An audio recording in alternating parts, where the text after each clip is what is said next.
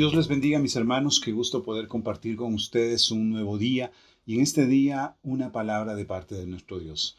La reflexión que el día de hoy queremos compartir contigo viene del libro de los Hechos, en el capítulo 4, versos 1 hasta el 22. Si todavía no lo has leído, pues te invito a que pongas pausa a este video y que lo puedas leer para que podamos compartir contigo esta palabra. Dice el libro de Hechos, capítulo 4, de 1 al 22, que el apóstol Pedro y Juan estuvieron compartiendo la palabra delante del templo, hicieron un gran milagro y por este motivo fueron encarcelados. Fueron llevados a la cárcel para al siguiente día ser presentados delante del Sanedrín, para que este Sanedrín se encargara de decidir cuál era la suerte de los discípulos de Cristo. ¿Qué es lo que era el Sanedrín? En sí, el Sanedrín era un espacio, como diríamos nosotros, la Corte Suprema de Justicia entre los judíos.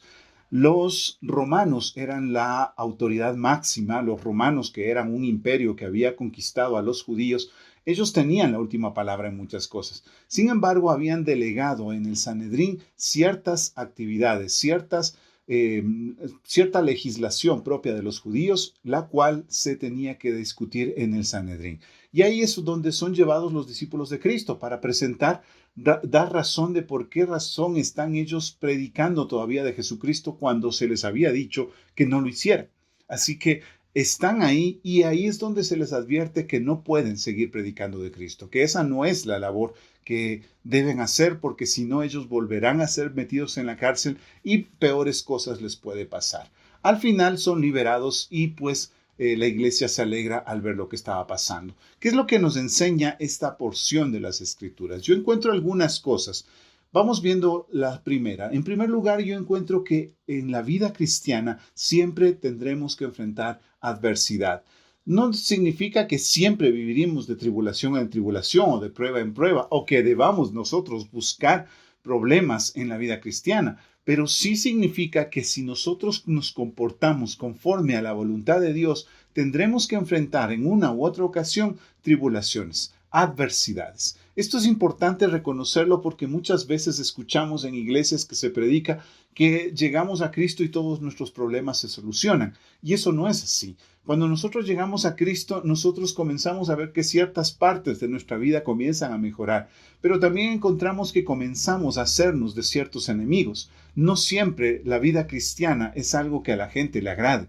Muchas veces la gente se enoja, se molesta y comienza a criticarnos cuando nosotros decimos que somos cristianos. Así que habrá adversidad cuando nosotros asumamos el desafío y el compromiso de seguir a Cristo. Hoy en día, más que nunca, la iglesia cristiana está siendo vilipendiada, está siendo menospreciada por el mundo. Nosotros vemos constantemente que se lanzan ataques y acusaciones contra la iglesia. Hace pocos días, meses también, veía cómo se incendiaban algunas iglesias y decían que la única iglesia que ilumina es la que arde.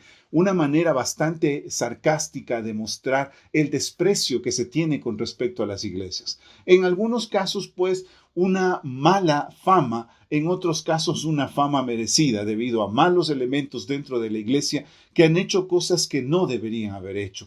Personas que han aprovechado y han abusado del poder como pastores, personas que se han abusado de su autoridad espiritual para poder incluso manipular a niños y hacer abuso sexual de niños y cosas por el estilo que realmente avergüenzan a la iglesia de Cristo. No obstante, más allá de la verdad que tiene esto, no podemos dejar de reconocer que estas cosas que suceden terminan siendo un detonante para desmedidas acusaciones contra las iglesias, como si toda la iglesia estuviese contaminada por este tipo de elementos. Y eso pues es algo que lleva a que muchos creyentes tengan que soportar el hecho de que las personas a su alrededor comienzan a verlos mal cuando dicen ser cristianos. Muchos comienzan a recibir ataques del tipo: tú estás alimentando a los pastores, ellos están abusando de ti, eres un ingenuo, o cosas por el estilo que tienen como único objetivo hacer que la persona desista de su fe. ¿Habrá adversidad en la vida cristiana? Sí, y nosotros debemos ser conscientes de esto. La segunda cosa que yo puedo encontrar en este texto que hemos leído es que debemos estar preparados para poder dar razón de nuestra esperanza. El apóstol Pedro, que es el que está en este caso en la cárcel y el que tiene que presentarse ante el Sanedrín, es el que va a dar razón de su esperanza y es el que escribió estas palabras que acabo de decir. Nosotros debemos estar preparados para dar razón de nuestra esperanza. En su carta, el apóstol Pedro dijo esto y en esta porción que hemos leído de Hechos 4 del 1 al 22 nos muestra que él estaba preparado para dar razón de su esperanza. Nosotros como cristianos tenemos un compromiso con el Señor y en ese compromiso nosotros tenemos que reconocer la necesidad de estar preparados para poder explicar por qué razón se mantiene nuestra fe viva en Cristo Jesús.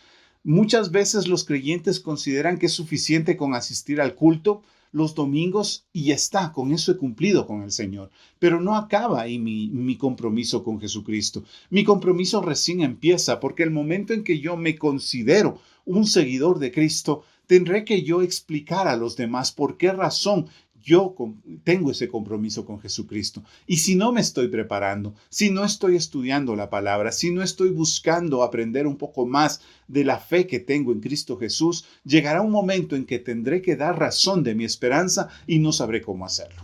Así que nosotros tenemos que aprender que es una responsabilidad fundamental de todo creyente prepararse doctrinalmente para dar razón de su esperanza.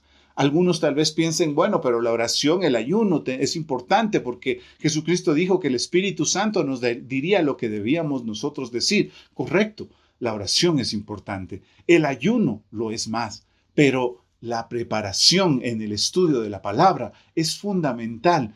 Y solamente para muestra lo que dice Efesios cuando habla de la armadura del creyente. Dice que la espada del Espíritu es la palabra de Dios. ¿Cómo nosotros podemos esperar que el Espíritu Santo nos diga lo que debemos decir si ni siquiera estudiamos la palabra? Lastimosamente, en varias ocasiones me he encontrado con personas que se dicen ser profetas del Señor y que Dios les ha revelado ciertas cosas respecto de lo que tiene que pasar en estos tiempos. Cuando yo me acerco a indagar un poco más y les pregunto sobre lo que dice la Biblia, me sorprendo al darme cuenta de que no han leído la Biblia. Y pues si resulta que conocen de la palabra de Dios porque Dios les ha revelado, pues deberían conocer la palabra que ya fue revelada. Esa debería ser su base. Pero lastimosamente, a veces la pereza nos hace buscar revelaciones en sueños y en visiones en lugar de estudiar la palabra de Dios. Así que si nosotros realmente queremos dar razón de la esperanza que hay en nosotros, debemos estudiar la palabra. La siguiente cosa que nosotros podemos encontrar en este texto bíblico es lo que yo le denomino la desobediencia civil. ¿A qué me refiero con esto? La palabra del Señor no nos llama a incendiar oficinas, no nos llama a golpear a la gente, no nos llama a incendiar llantas en la calle, pero la palabra sí nos habla, nos enfatiza y nos desafía a que en un momento determinado tengamos que presentar una desobediencia civil, es decir, no respetar las leyes en cuanto estas leyes nos obligan a desobedecer a Cristo. En este texto, el apóstol Pedro dice que deben ustedes considerar, les dice a los magistrados que están en ese momento amonestándoles y diciéndoles que dejen de seguir a Cristo. Dice Pedro, juzguen ustedes si es justo delante de Dios obedecerles a ustedes antes que a Dios. En este caso, pues, desde el principio, Pedro está advirtiendo, nosotros desobedeceremos cualquier ley que nos obligue a oponernos a la obediencia a Cristo. Hay momentos, hay circunstancias en las cuales la desobediencia civil será necesaria, pero esta desobediencia civil no significa destruir bienes públicos, no significa odiar a las personas, no significa menospreciar a los demás, significa que nosotros no acataremos normas que nos estén obligando a irnos contra la voluntad de Dios. Pero esto tiene una segunda cosa que hay que reconocer. Las consecuencias tienen que ser asumidas por los creyentes. A veces se espera que si nosotros desobedecemos a las leyes por causa de Cristo, no nos venga ninguna consecuencia. Pero debemos reconocer que si desobedecemos leyes, tenemos que asumir las consecuencias de la desobediencia de esas leyes. Hay veces que muchos creyentes desobedecen las leyes porque piensan que están por encima de eso, por ser cristianos. Por dar un ejemplo, puede darse personas que están pagando menos de lo que se debe a sus empleados, aprovechándose de ciertas triquiñuelas, porque dicen, no, yo soy cristiano y el Señor me va a guardar. O tal vez algunas personas incumplen las normas de tránsito y dicen, no, yo soy cristiano y el Señor no va a permitir que un policía me encuentre. Si estoy desobedeciendo la ley, y en este caso no estamos hablando de desobediencia por causa de Cristo, sino que estamos hablando de desobediencia por ilegalidad, por irresponsabilidad y por no saber acatar la voluntad de Dios, si yo estoy incumpliendo la ley, pues tendré que pagar las consecuencias de esa ilegalidad. Es parte de la vida cristiana someterse a eso. Yo no acataré ciertas normas que me obliguen a tal vez adorar un ídolo, por dar un ejemplo. Pero si eso me lleva a la cárcel, tendré que asumir la responsabilidad de ir a la cárcel por causa de Cristo. Eso es lo que vemos en el caso del apóstol Pedro y del apóstol Juan, que están en este momento delante del Sanedrín.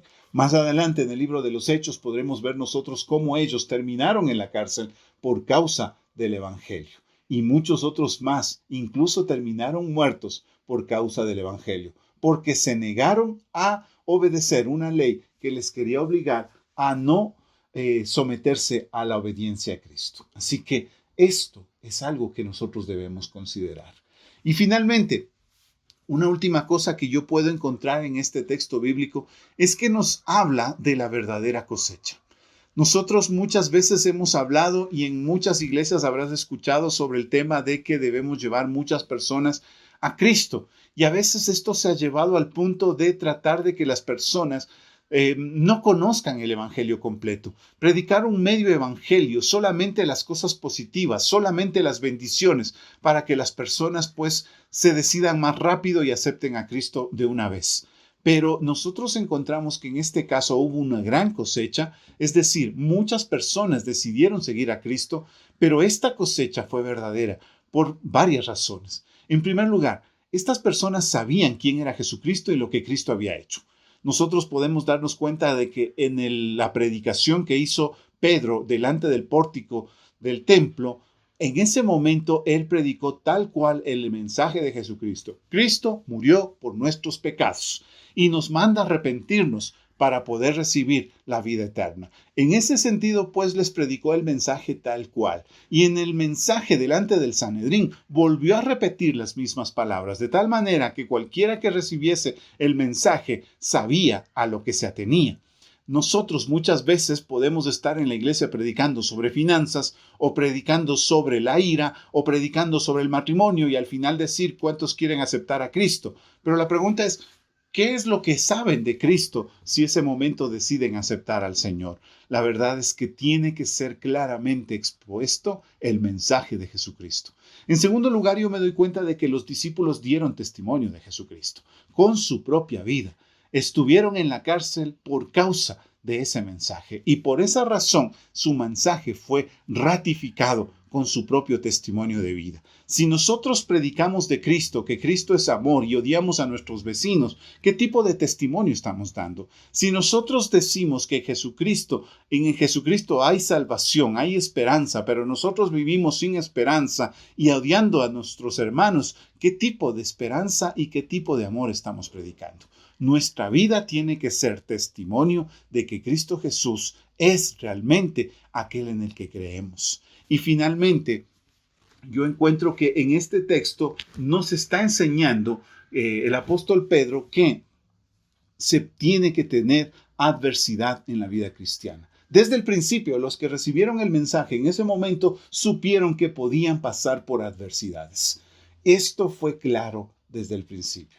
Si una persona entra al mensaje de Jesucristo, acepta a Cristo, entre comillas, porque le han predicado solamente las bendiciones, porque le han predicado solamente lo bonito que es estar en Cristo, porque le han dicho que no hay problemas cuando te aceptas a Cristo, todos tus problemas, incluso enfermedades y problemas financieros, se acabaron cuando aceptaste a Cristo. Cuando luego se decepciona y sale de la iglesia, no debería sorprendernos. Porque esta persona no recibió el verdadero mensaje de Jesucristo. Un mensaje de esperanza, sí. Un mensaje de amor, sí. Un mensaje de redención, por supuesto. Pero también un mensaje que nos llama a la adversidad, a la prueba, a ser pulidos por medio de Jesucristo y por medio de las circunstancias que debemos pasar. Hoy en día vamos viendo cómo muchas iglesias se van vaciando, pero no porque las personas estén apostatando de la fe, sino porque en realidad no tuvieron un compromiso serio con Jesucristo. La verdad es que el verdadero compromiso con Cristo se manifiesta en estos momentos. Y alguien decía muy certeramente que estas situaciones de adversidad, estas tribulaciones, este no podernos congregar como hemos pasado durante los tiempos de confinamiento, son esos momentos de prueba que Dios manda para que podamos discernir quiénes realmente son discípulos de Cristo.